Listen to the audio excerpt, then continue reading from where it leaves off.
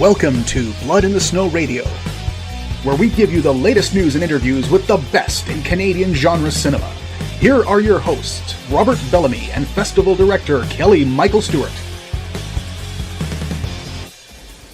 And we are here at Blood in the Snow 2024.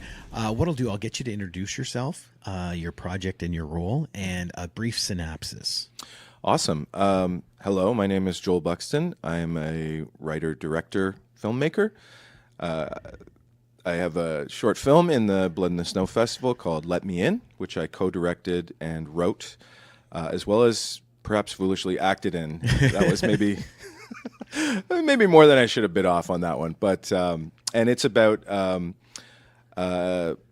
basically a man interviewing himself from another dimension and deciding whether he wants to let that person come into his dimension.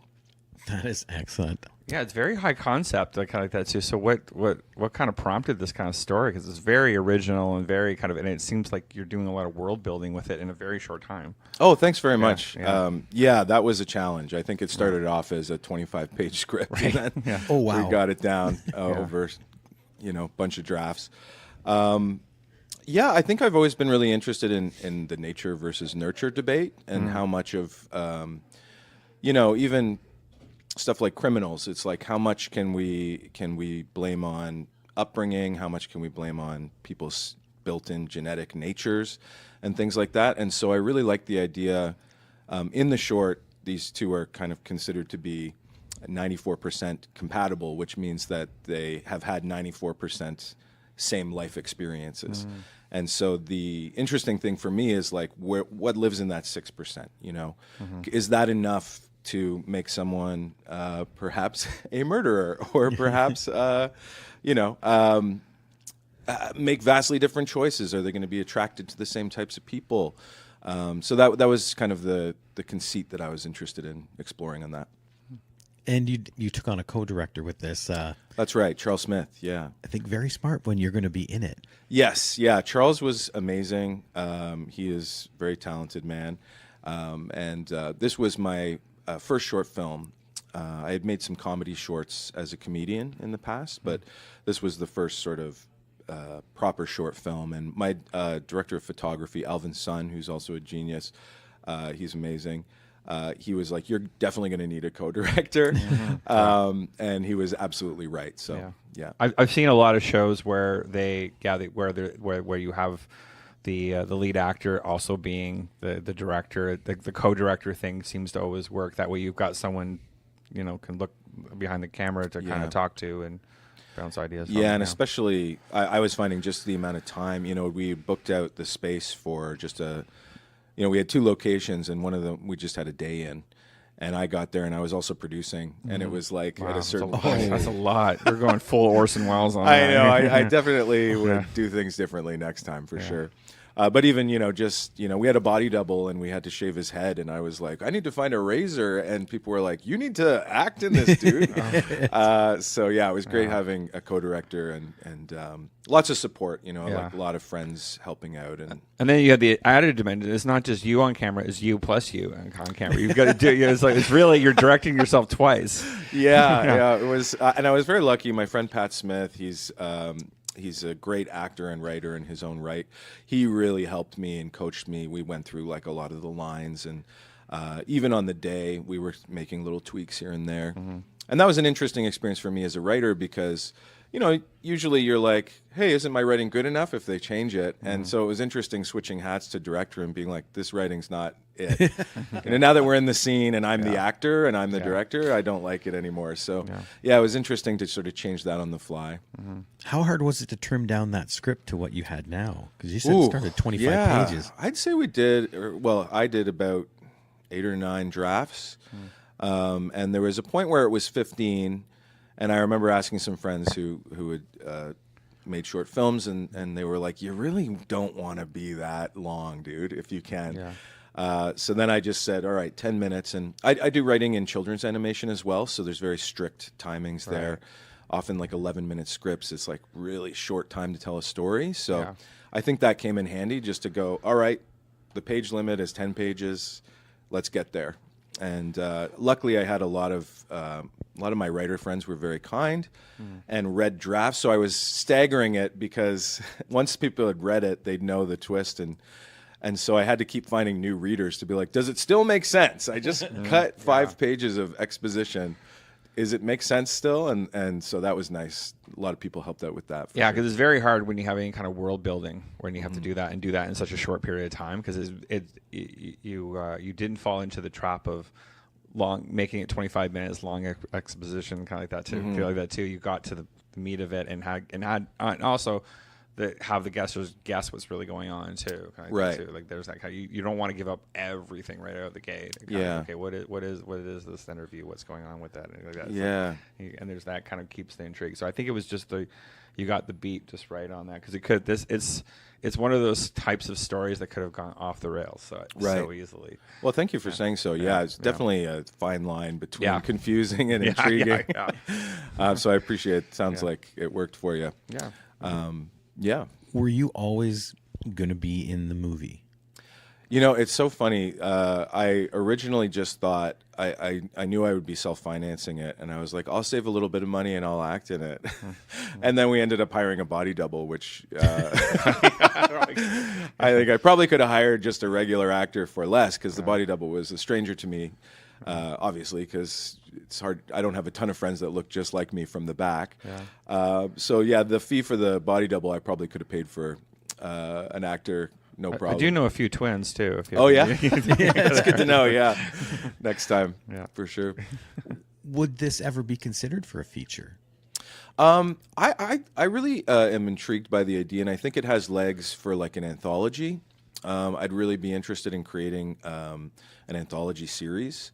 Almost I kind of felt series. That was what I was sensing from it. I think it would make a great series. Oh, thank you. Yeah. I think the conceit is so fun, and I think you can endlessly revisit it. Like I'm always getting episode ideas, where I'm like, what if it's like a father who's estranged from his daughter, and then sponsors another daughter to come through, and like, now she's like got a great relationship with the dad, and the estranged daughter's like, hey, like you can't just replace me. So those kinds of ideas come to me on the subway and stuff, and I jot them down, and so that would be interesting as a series, actually. Yeah, because there's so many places you could go. Yeah, and just it kind of reminds me.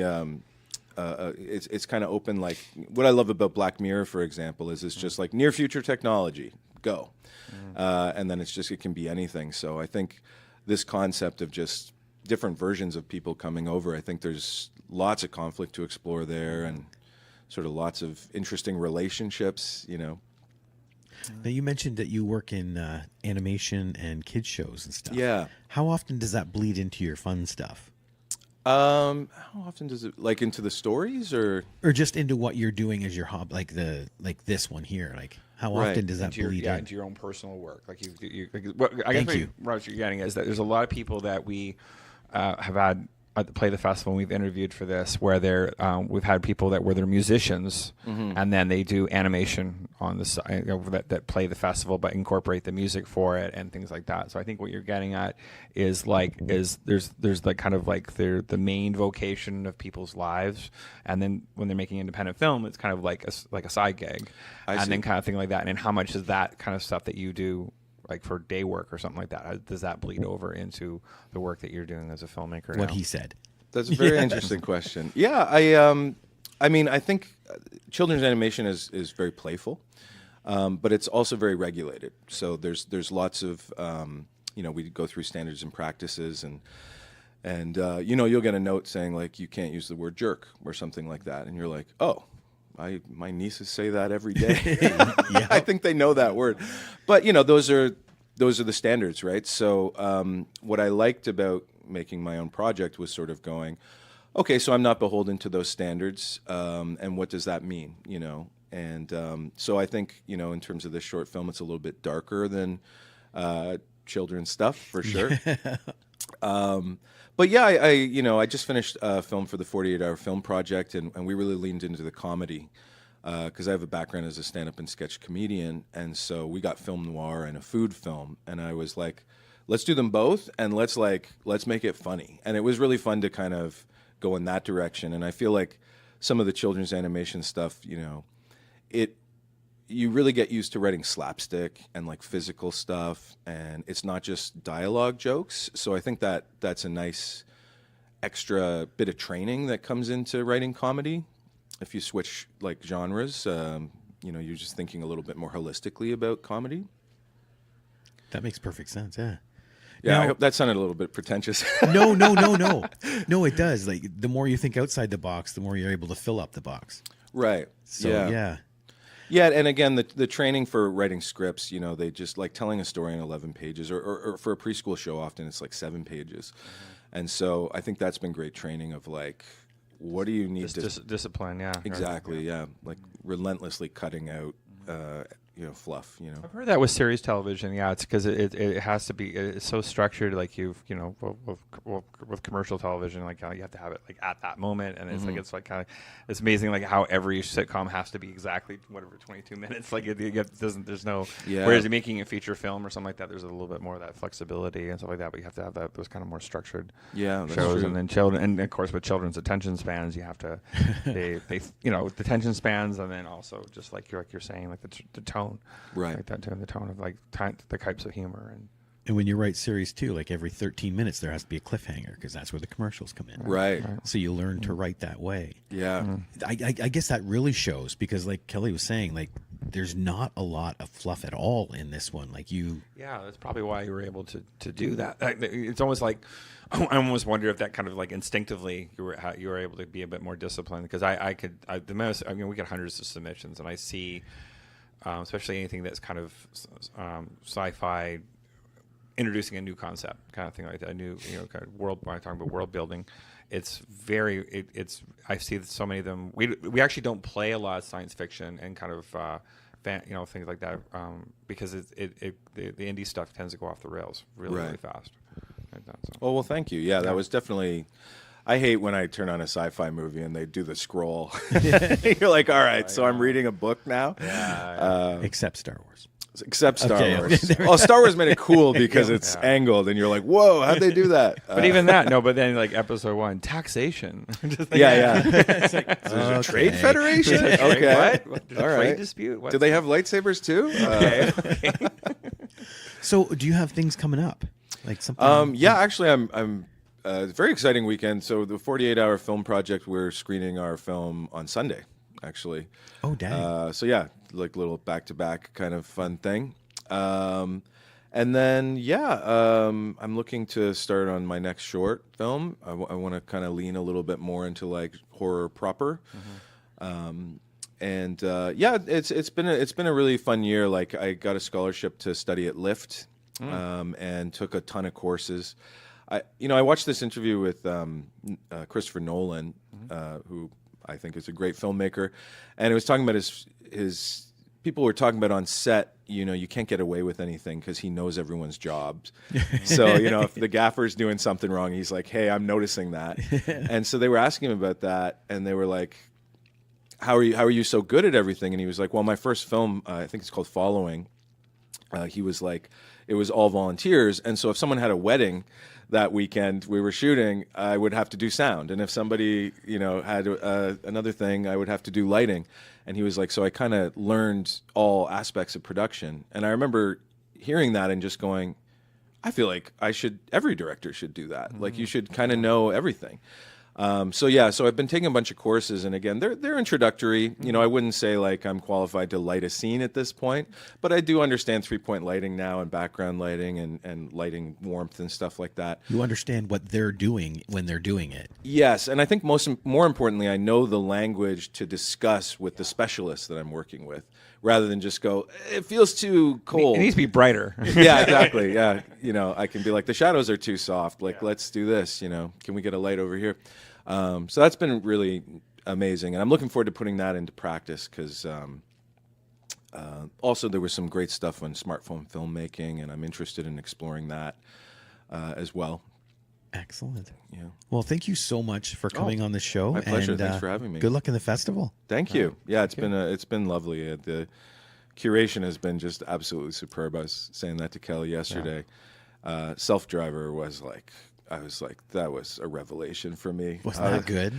Well, the cast list is longer than the crew list, you know? Right, it's just a remarkable achievement, you know? Just wonderful stuff. Yeah. Hunting Matthew Nichols also was just amazing. Anyways, yeah, Dark Match was great. Yeah, it's just been awesome, and the short's been really inspiring. I really appreciate it and enjoy when the filmmakers do make the effort to come out like you did to so many screenings, because I think they get so much more out of this experience when they do that. And so it's absolutely, yeah, and it's it's been wonderful. I love going to see movies, so I'm like, all week I get to go see 4 hours of movies every day. Yeah. So thanks for having me, and I really appreciate the opportunity. Okay. Thank you. Awesome. Thanks, guys.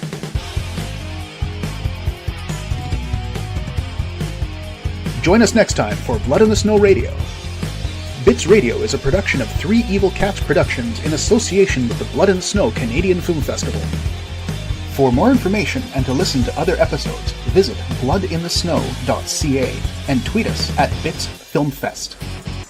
Music by Jen Gorman, produced and edited by Kelly Michael Stewart. I am Eduardo Correa Lima.